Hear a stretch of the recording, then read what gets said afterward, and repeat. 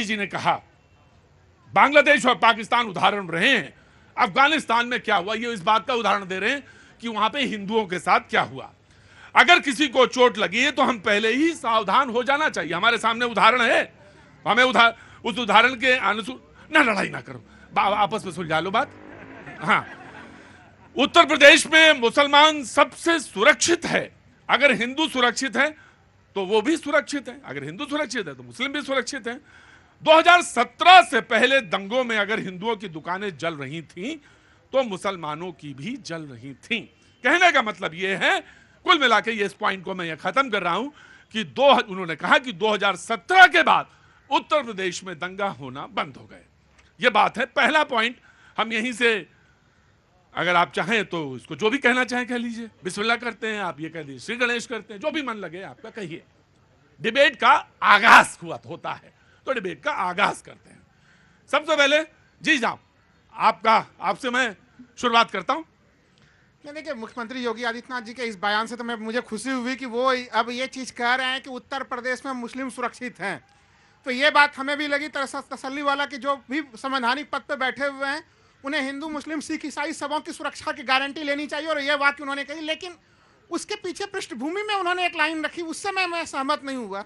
उन्होंने एक शब्द कही कि अगर 100 मुस्लिम परिवार हैं और 100 हिंदू परिवार वाले जगह में एक मुस्लिम परिवार तो बड़ा सुरक्षित रूप से रह रहा है, लेकिन अगर 100 मुस्लिम परिवार वाला कोई समाज है और वहाँ पे अगर 50 हिंदू परिवार के लोग भी सुरक्षित महसूस नहीं करते, ये बयान से मैं सहमत नहीं हूँ। क्योंकि मैं जहाँ पे उन्होंने ये कहा कि जहाँ 100 हिंदू रहते हैं वहाँ पे एक मुस्लिम रहता है तो वो सुरक्षित रहता है। हाँ। लेकिन अगर 100 मुस्लिम परिवार रह रहे हैं वहाँ एक हिंदू रह रहा है तो वो सुरक्षित महसूस नहीं करता। इसी का उदाहरण वो दे रहे थे पाकिस्तान, अफगानिस्तान। और बिल्कुल मैं अपने बचपन को रखना चाहूंगा कि जहाँ पे मैं पला बढ़ा सर, वहाँ पे एक तरह से कह लीजिए 80% मुस्लिम और 20% हिंदू आबादी रही वहाँ पे। और मुझे कभी महसूस नहीं हुआ कि मैंने कभी अपने आप को या हमारे परिवार के किसी व्यक्ति ने अपने आप को असुरक्षित महसूस किया हो। तो मुझे नहीं पता कि बांग्लादेश में क्या परिस्थितियां रही होंगी या पाकिस्तान में क्या चीज़ रहेगी, लेकिन कम से कम भारत में तो इस परिस्थिति को मैंने आज तक नहीं देखा है। तो यहाँ पे अभी भी ये चीज़ हम लोगों को मानना चाहिए कि हिंदू मुस्लिम संस्कृति बड़ी पुरजोर ढंग से। और आपके यहाँ से मैं कहना चाहूँगा कि मुख्यमंत्री योगी आदित्यनाथ जी, आपने मुख्य शीर्षक बिल्कुल सही चीज़ कहा है, लेकिन यह अवधारणा के साथ सही नहीं। हिंदू मुस्लिम जहाँ पे भी हैं वो खुश है, मिलजुल के रह रहे हैं। राइट, मैंने आपका पॉइंट ऑफ व्यू लिया। जी जनाब, बीजेपी। देखिए, बड़ी मजेदार बात है कि लोग किस तरीके से कहते हैं 80-20 है। संभल की घटना सबको याद है ना, कि संभल में कितने हिंदू थे, वहां उनको घर छोड़ के, यानी कि भगवान शंकर की मूर्ति को छोड़ के, उनके शिवलिंग को छोड़ के उनको घर से भागना पड़ा। अभी जब योगी जी की सरकार आई तो वहां पे रिस्टोर किया जा रहा है। बांग्लादेश पाकिस्तान का बंटवारा होता है तो पाकिस्तान में हिंदुओं की संख्या कितनी थी और बांग्लादेश में कितनी थी? आज संख्या इतनी हो गई है कि हालत ये हो गई है कि जब यहाँ पे 15% आप हैं तब तो इस तरीके डराते हैं, और वहां पे उनके हिंदुओं की, वहां दलित हिंदू थे, अगर उनको लाया जाता है तो यहाँ की पॉलिटिकल पार्टी, चाहे समाजवादी पार्टी चाहे कांग्रेस, छाती पीटने लगती है। लेकिन अगर जब उनके हिंदुओं के साथ वहां पे ढाकेश्वरी मंदिर है, ढाका का नाम ढाकेश्वरी मां के नाम पे पड़ा, हिंगलाज भवानी कहां, पाकिस्तान के अंदर है, लेकिन फिर भी ये लोग छाती कूटते हैं। अगर कांग्रेस की जोड़ो तोड़ो यात्रा चलती है तो आप नोट करिए, उस पूरी यात्रा का मैप उठाइए, उस यात्रा का मैप उठाइए। केवल उन्होंने मुस्लिम भारत तोड़ो यात्रा, ठीक है भाई, जोड़ो तोड़ो, उसमें उन्होंने पूरी यात्रा की केवल मुस्लिम वोट बैंक को जोड़ने के लिए तो, और हिंदुओं को तोड़ने के लिए। केवल पश्चिम बंगाल में ममता बनर्जी ने घुसने नहीं दिया, पता चले साहब की यात्रा वहां खत्म हो गई। ये लोग कुंभ होता है तो ये इन लोगों के ट्वीट देखिए, रमजान है, ईद है, किसी का धार्मिक अच्छा त्योहार है, सबको उसमें विश करना चाहिए। लेकिन अगर वही कुंभ होता है तो हर कोई मुंह उठा के बोल देता मृत्यु कुंभ, लेकिन किसी की हिम्मत है रमजान के बारे में उल्टा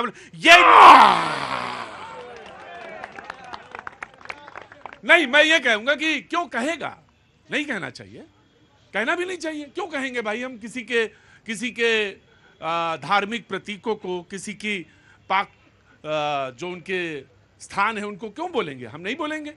हाँ, ये भी हम तवक्को रखते हैं कि उधर से भी कोई नहीं बोलेगा, हम मिलजुल के रहें, और यही सबसे बड़ी बात है। इसी पे विश्वास है और इसी पे विश्वास रखना चाहिए। जी आइए, समाजवादी पार्टी। मैं पहले शुरुआत करता हूं कि वो एक समंदर को खंगालने में लगे हुए हैं, वो एक समंदर को खंगालने में लगे हुए हैं, हमारी कमियां निकालने में लगे हुए हैं। वो जिनकी खुद की चड्डियां हैं फटी हुई, वो दूसरे की पगड़ियां उछालने में लगे हुए हैं।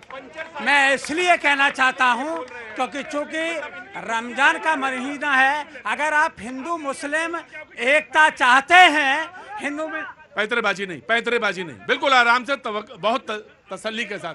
सर मैं आ गया, नाराज ना हो बाबू।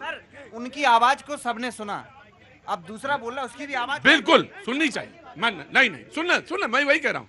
इनको मैंने बड़ा तसल्ली के साथ सुना। इनको भी धैर्य होना चाहिए।